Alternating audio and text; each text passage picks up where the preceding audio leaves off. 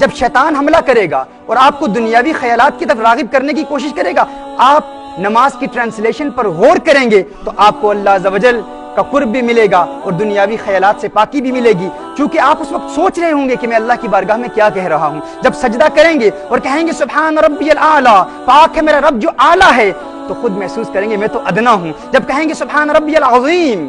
پاک ہے میرا رب جو عظیم ہے، بہت بڑا ہے، اور پھر اپنا چھوٹا پن سمجھ میں آئے گا، میں کیا ہوں، میری حیثیت کیا ہے، میری حقیقت کیا ہے، کتنا کریم ہے میرا رب۔ جب نماز کی ٹرانسلیشن پر آپ غور کریں گے، شیطان وساوس ڈالنے کی کوشش کرے گا، نماز کی ٹرانسلیشن اور نماز کا ترجمہ آپ کو شیطانی وسوسوں سے بچا لے گا۔ یہ پہلا پوائنٹ۔ دوسرا پوائنٹ یہ ہے، اور یہ بھی کافی نہیں ہے، جب آپ نماز کی ٹرانسلیشن پر غور کر رہے ہوں گے تو شیطان پھر وسوسے ڈالنے کی کوشش کرے گا، لیکن اب اگر شیطان نے وسوسہ ڈالنے کی کوشش کی تو دوسرا خیال آپ اس کو اپنے ذہن میں لانے کی کوشش کریں گے۔ اور دوسرا خیال کیا ہے؟ آپ خود سے کہیں گے اور نماز سے قبل ہی خود کو تیار کر لیں گے کہ یہ میری زندگی کی آخری نماز ہے، یہ میری زندگی کی آخری عبادت ہے۔ مثال کے طور پر اگر آپ نے فجر کی نماز ادا کی، اس کے بعد آپ کسی معالج کے پاس جاتے ہیں، کوئی ڈاکٹر کوئی طبیب آپ کو بتاتا ہے کہ تو فلاں مرض میں مبتلا ہے اور آج تیری زندگی کا آخری دن ہے، تو اب چند گھنٹوں کا مہمان ہے، اس کے بعد تیری موت واقع ہونے والی ہے۔ ناظرین کرام آپ غور کریں، اگر آپ کو کوئی معالج بتا دے کہ تیرے پاس فقط 3-4 گھنٹے ہیں، اس کے بعد تیری موت واقع ہو جائے گی، تو نے دنیا سے چلے جانا ہے، اس وقت جب آپ ظہر کی نماز ادا کریں گے تو آپ کو اس بات کا یقین ہوگا کہ آج رات میری قبر میں ہے، آج میں نے دنیا میں، آج کے بعد میں نے زندگی نہیں گزارنی۔ اس دوران اگر آپ کے کوئی دوست آپ کے ساتھ موجود ہوں، انتہائی دلچسپ باتیں کر رہے ہوں، لیکن آپ نماز پڑھ رہے ہوں، کوئی آپ کی توجہ دنیا کی طرف راغب کرنے کی کوشش بھی کر رہا ہو، لیکن دنیا کی کوئی طاقت آپ کو دنیا کی طرف، دنیا کے خیالات کی طرف راغب کرنے میں کامیاب نہیں ہوگی، کیونکہ آپ کہیں گے کہ یہ تو دنیا والے ہیں، یہ دنیا میں رہیں گے، میرے لیے یہ آخری موقع ہے اپنے رب سے راز و نیاز کی باتیں کرنے کا، یہ آخری موقع ہے اپنے رب کو راضی کرنے کا، یہ آخری موقع ہے ماضی کے تمام گناہوں کو معاف کرانے کا، یہ آخری موقع ہے اپنے رب سے التجائیں کرنے کا، آرزویں کرنے کا کہ میرے مولا میں بہت گنہگار ہوں، بہت بدکار ہوں، سیاکار ہوں، اسے شیار ہوں، ساری زندگی تیری نافرمانی میں برباد کر دی، خلاق کائنات آج مجھ سے راضی ہو جا، مولا آج مجھ سے راضی ہو جا۔ جب آپ جانتے ہوں گے، آپ کو یقین ہوگا کہ یہ زندگی کا آخری موقع ہے، آج کے بعد نماز پڑھنے کا موقع نہیں ملے گا،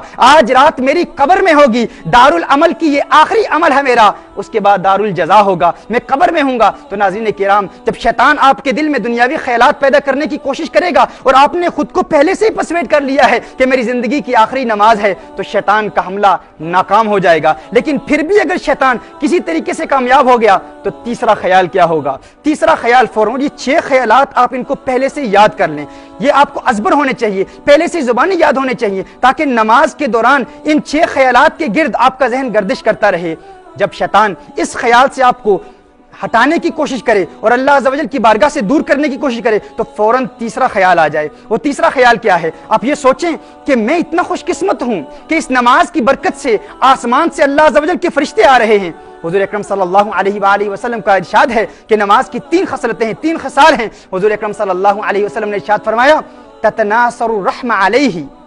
وتحف به الملائکہ، کہ جب انسان نماز پڑھتا ہے تتناثر الرحمہ علیہ من قدمہ الی عنان السماء، جب انسان نماز پڑھتا ہے تو اللہ عز و جل کے فرشتے آسمان سے نازل ہوتے ہیں اور اس نمازی کے پاؤں سے لے کر آسمان تک اسے گھیر لیتے ہیں، اور اوپر آسمان سے اللہ عز و جل کی رحمتیں اس نمازی پر نازل ہو رہی ہوتی ہیں۔ تو آپ غور کیجئے، نماز کے دوران جب شیطان دنیا کی طرف توجہ راغب کرنے کی کوشش کرے اور آپ کے دل میں دنیاوی خیالات پیدا کرنے کی کوشش کرے تو آپ سوچیں میں کیا کر رہا ہوں؟ یہاں اللہ عز و جل کے فرشتے میرے پاؤں سے لے کر آسمان تک مجھے گھیرے ہوئے ہیں اور میں دنیا کے خیالات میں ملوث ہو رہا ہوں۔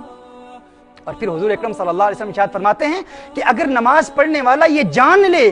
اگر مناجات کرنے والا یہ جان لے کہ وہ کس سے راز و نیاز کی باتیں کر رہا ہے، اگر یہ بات اس کے دل میں رچ بس جائے، اس کے دل میں استقرار پکڑ لے، اس کے دل میں گھر کر لے، تو وہ نمازی کبھی نماز سے پلٹے نہیں، کبھی نماز سے دور نہ ہو، اسے نماز سے پیار ہو جائے۔ ناظرین کرام، اگر اس میں بھی شیطان کامیاب ہو جائے، آپ تھوڑی دیر کے لیے اس کے متعلق سوچیں، اور اگر آپ محسوس کریں کہ شیطان پھر حملے کر رہا ہے تو چوتھا خیال اپنے ذہن پر مسلط کر لیں۔ وہ چوتھا خیال کیا ہے؟ آپ سوچیں کہ میں پل صراط پہ کھڑا ہوں، میں پل صراط پہ کھڑا ہوں اور میری دائیں جانب جنت ہے، بائیں جانب جہنم ہے، میرے سر پر ملک الموت ہیں، میرے سامنے کعبۃ اللہ ہے اور اللہ کی معرفت کے دروازے کھل رہے ہیں، اور اگر میرا خیال دنیا کی طرف ذرا بھی راغب ہوا، ذرا بھی میرا مائنڈ سلپ ہوا تو میں جہنم میں گر جاؤں گا۔ اور اگر اس سے بھی شیطان دور کرنے کی اس خیال کے باوجود بھی شیطان آپ کے دل میں دنیاوی خیالات پیدا کرنے کی کوشش کرے تو پانچواں خیال، نماز کا ایک تقاضا یہ ہے کہ آپ یوں نماز ادا کریں گویا آپ اللہ کو دیکھ رہے ہیں۔ اب اللہ نظر تو نہیں آتا، تو اس کے لیے ہمارے صوفیاء نے یہ علم دیا ہے، تعلیم دی ہے، اللہ تو نظر نہیں آتا لیکن یہ تخیل تو آپ بن سکتے ہیں کہ میرے دل پر اللہ کا نام لکھا ہے، اور آپ اپنے دل پر لکھے ہوئے اللہ کے نام کو چشم تصور سے دیکھنے کی کوشش کریں۔ اور صوفیاء فرماتے ہیں اگر یہ بھی نہیں دیکھ سکتے تو یہ تصور کریں کہ میرے سامنے اللہ کا نام لکھا ہوا ہے، اور اللہ کے نام کو دیکھنے کی کوشش کریں، تصور میں اللہ کے نام کو دیکھنے کی کوشش کریں۔ اور ناظرین کرام، اگر پھر شیطان حملہ کرے تو آخری خیال کیا ہے کہ حضور اکرم صلی اللہ علیہ وسلم کی نماز کو یاد کر لیں، آقا کی نماز کو یاد کر لیں، اور یہ سوچیں میں کتنا گنہگار ہوں، میں کتنا بدکار اور سیاکار ہوں، اللہ کا کتنا بڑا کرم ہے مجھ پر کہ اللہ نے مجھے وہی نماز عطا کی جو کونین کے والی کو عطا کی ہے۔ اللہ نے مجھے وہی نماز عطا کی، یعنی میرا اللہ کے قرب کو حاصل کرنے کا ذریعہ وہی دیا جو حضور اکرم صلی اللہ علیہ وسلم کو دیا، یعنی میں بھی وہی عبادت کر رہا ہوں جو حضور اکرم کر رہے ہیں۔ حضور اکرم صلی اللہ علیہ وسلم کو عبادت کو یاد کریں اور پھر حضور کے مقام کو یاد کریں کہ وہ جو سبب وجود کائنات ہیں، وہ جو لولاک لما خلقت دنیا کے مصداق ہیں، وہ جو جن کے متعلق فرمایا لولاک لما خلقت الافلاق، محبوب اگر آپ نہ ہوتے تو میں ان افلاق کو بناتا ہی نہ۔ گر ارض و سما کی محفل میں لولاک لما کا شور نہ ہو، گر ارض و سما کی محفل میں لولاک لما کا شور نہ ہو، یہ رنگ نہ ہو گلزاروں میں، یہ نور نہ ہو سیاروں میں، انہی کی بو مایائے سمن ہے، انہی کا جلوہ چمن چمن ہے، انہی سے گلشن مہک رہے ہیں، انہی کی رنگت گلاب میں ہے۔ یہ ساری کائنات اللہ نے بنائی ہی محبوب کریم صلی اللہ علیہ وسلم کے لیے ہے۔ اسی کے متعلق اعلیٰ حضرت فرماتے ہیں یہ صبا سنک وہ کلی چٹک، یہ زباں چہک لب جو جھلک، یہ مہک جھلک یہ چمک دھمک سب اسی کے دم کی بہار ہے۔ یہ سمن یہ سوسن و یا سمن، یہ بنفش سنبل و نسترن، گل و سرو لالا برا چمن، وہی ایک جلوہ ہزار ہے۔